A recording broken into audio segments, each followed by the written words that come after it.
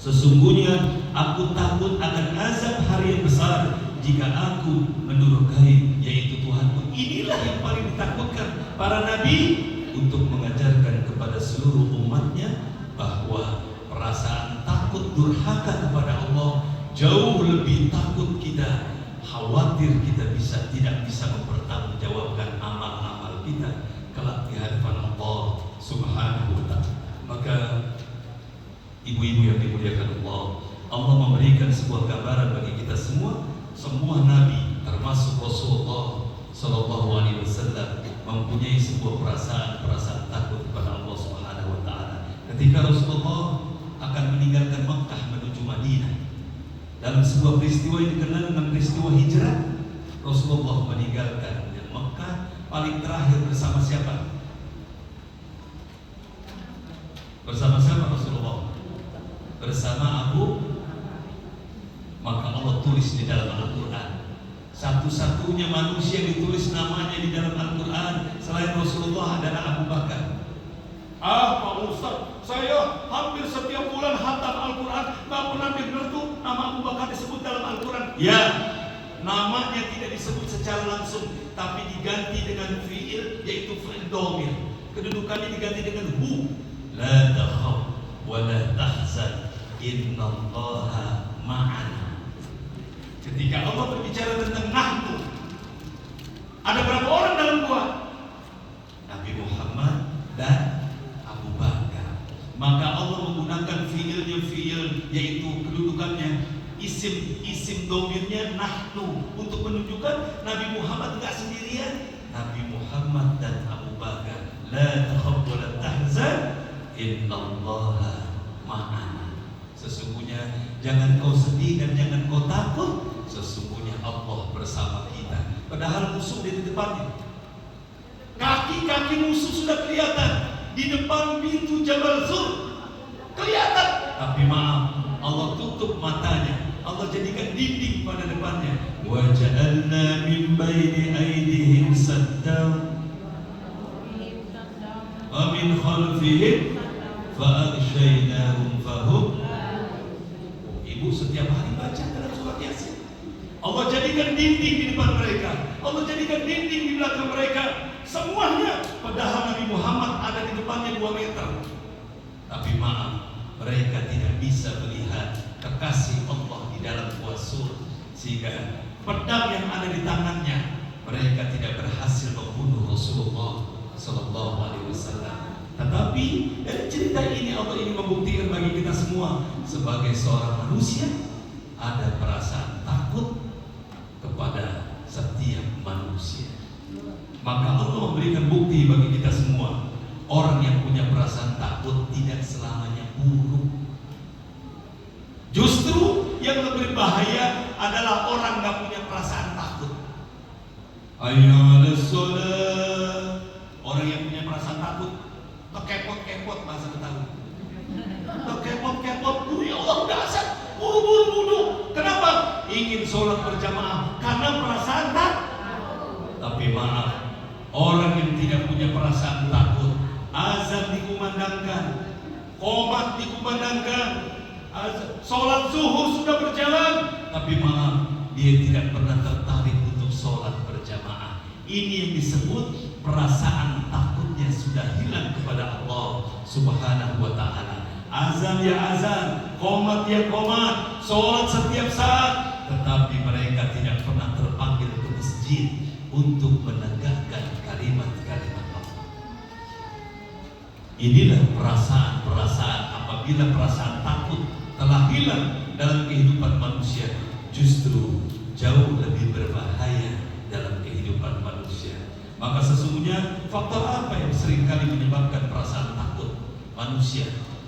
Justru bukan kepada Allah, tapi justru kepada orang lain. Lapar. Allah tahu benar, lapar, kekurangan harta, makanan. Maka kata Allah, apa kata dalam Quran?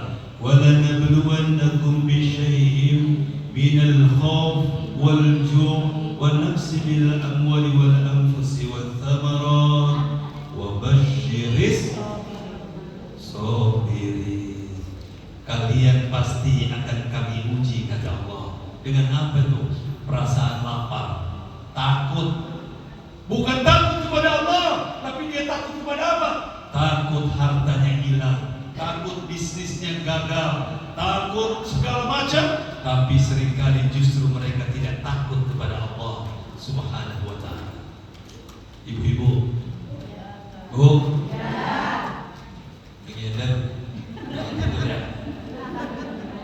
orang masuk neraka jahanam bukan gara-gara maaf sholatnya nggak sempurna. Nabi, Umar bin Khattab bencinya kepada Nabi begitu panjang. Bencinya kepada Nabi begitu panjang. Kalau dengan nama Nabi Muhammad, Umar bin Khattab gendaknya nujubila. Ketika masih di Mekah, Umar bin Khattab manusia begitu bencinya kepada Rasulullah. Kira-kira kalau orang benci kepada Nabi, sholat maka enggak? Bencinya kepada Nabi, tidak sholat. Tapi apa kata Nabi? Umar bin Khattab salah satu manusia yang masuk surga tanpa hisab. Maka wajar di dunia saja, di Madinah, Nabi Muhammad, Umar bin Khattab dikubur di samping Nabi. Rasulullah, Abu Bakar, Umar bin Khattab, bertiga. Kata Nabi, beliau salah satu yang masuk surga tanpa hisab. Padahal bencinya kepada Nabi luar biasa, sholatnya tidak. Maka sesungguhnya orang masuk surga bukan kualitas sholat, tetapi bagaimana rasa cintanya kepada Allah dan Rasulnya begitu tinggi, walaupun hidupnya cuma sebentar. Maka Allah ingin memberikan buktinya kepada kita semua. Bagaimana orang-orang yang terjebak ke dalam neraka jahanam karena hati, mata dan telinganya tidak berfungsi secara baik, nggak ada perasaan takut kepada Allah. Walaqad zara'na li jahannam katsiran minal jin wal ins lahum qulubun la yafqahuna biha wa lahum a'yunun la yubsiruna biha. Allah berikan gambaran terus. Sesungguhnya isi neraka jahanam kebanyakan isinya jin dan manusia. Kenapa? Allah berikan hati tapi tidak berfungsi. Allah berikan mata tapi tidak berfungsi. Walahum adhanun la yasma'una biha. Begitu juga diberikan telinga, tapi maaf, telinganya tidak berfungsi. Rumah di samping masjid, azan kedengeran, qomat kedengeran, tapi belum tentu sampai ke masjid. Maka ibu-ibu yang dimuliakan Allah, neraka jahanam bukan karena sholat yang 5 waktu seringkali kurang. Berapa kali saya ngomong di meja ini, maaf, pernah ibu dengar syarat masuk surga harus hafal 30 juz? Ada.